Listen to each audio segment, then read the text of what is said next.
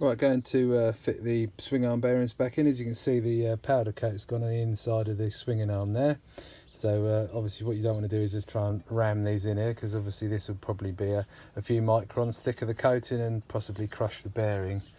So we're just going to, whoops, trying to film and do this as well. Yeah, so just going to get the Dremel, which is just going to fit the swing arm bearings, and they just press in there. But as you can see, we've got powder coat inside the swinging arm area there, so obviously this is probably a couple of microns thick. So what we're going to do is just get the Dremel like so, clean it round, and then grease the bearing and then press it in with a vise. Or you can use a socket, so you know, you can just find a suitable socket the same size, then pop that in the vise and just, you know, push the bearing in. But because this is just a pit bike swing arm, you know, it's pretty easy just to pop it straight in the old vise, just like that, and push it in. So you can see I've cleaned all the material inside there, so we've got sort of bare metal showing. I've put a bit of grease on the outside of the bearing to help it slide in and obviously make sure no corrosion builds up in there. So we'll just go and do that now. So you can see the bearing just sitting there, and we've got it in the vise with a towel just to protect the powder coat. So you can see we'll just wind it in, just like so. Nice and easy. So I'll just back that off, take that out, and there you have it. And it's sitting nice and flush, as you can see.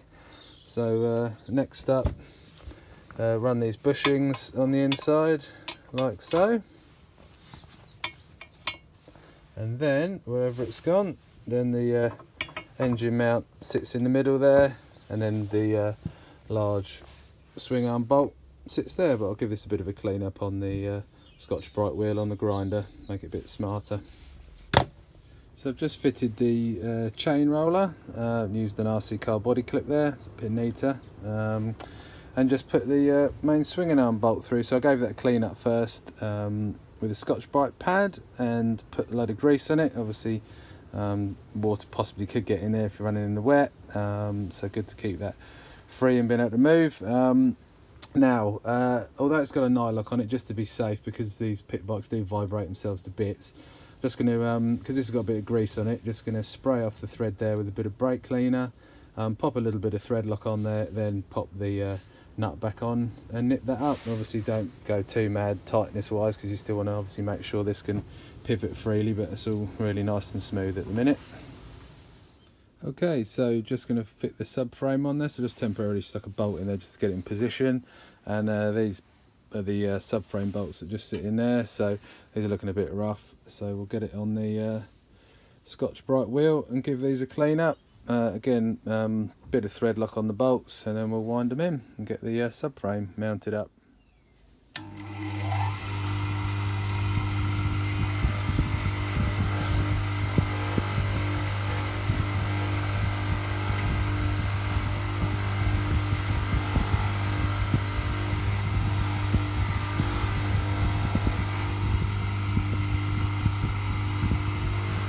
So as you can see, I've got the subframe fitted, swing arm on.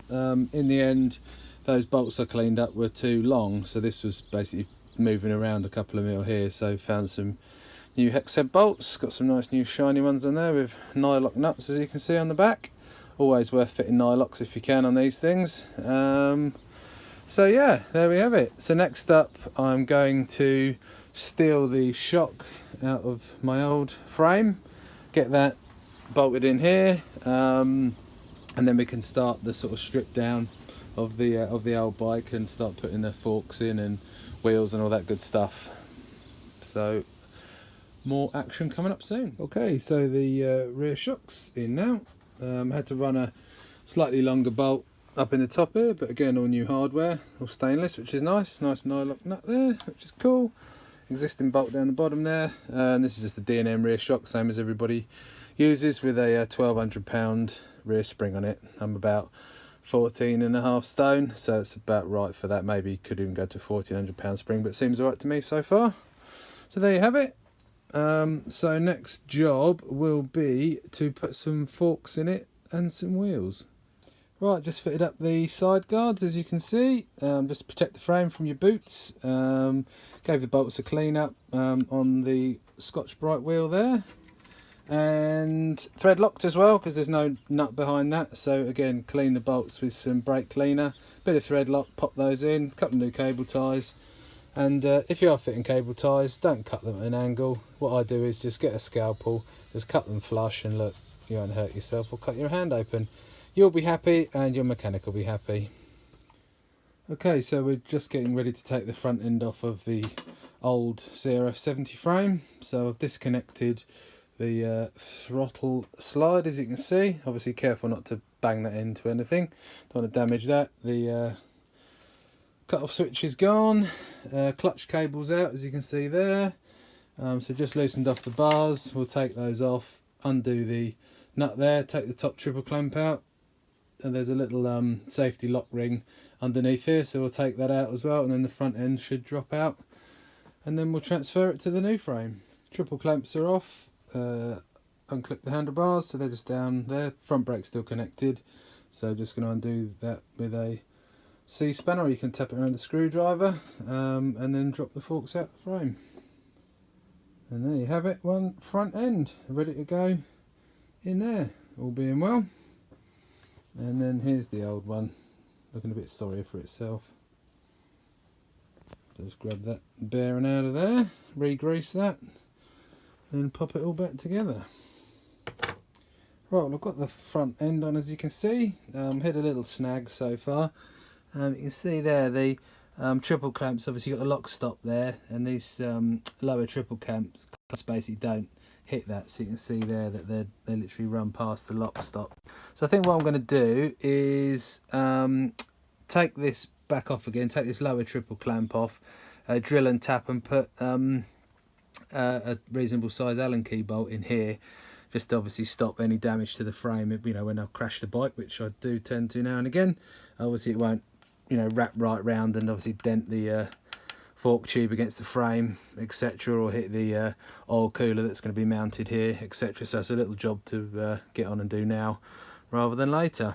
So it'll take a little bit of time, but I'll report back shortly. Right, so I've got these off, as you can see, so we'll get those drilled and tapped, and just to make life a bit easier, you can see I've just marked on the fork leg where these sat previously, so it's a bit quicker when to build it up. Another Mark's top tip. Okay, so yeah, I think we're going to go with something like this. I just found these M8 bolts, and you can see there they fit quite nicely for the lock stop. So I might shorten them down a bit, because I don't obviously drill too deep into this and weaken it. So I might trim these down a touch, but we're going to get them in the triple clamps like that. Some precision engineering coming up.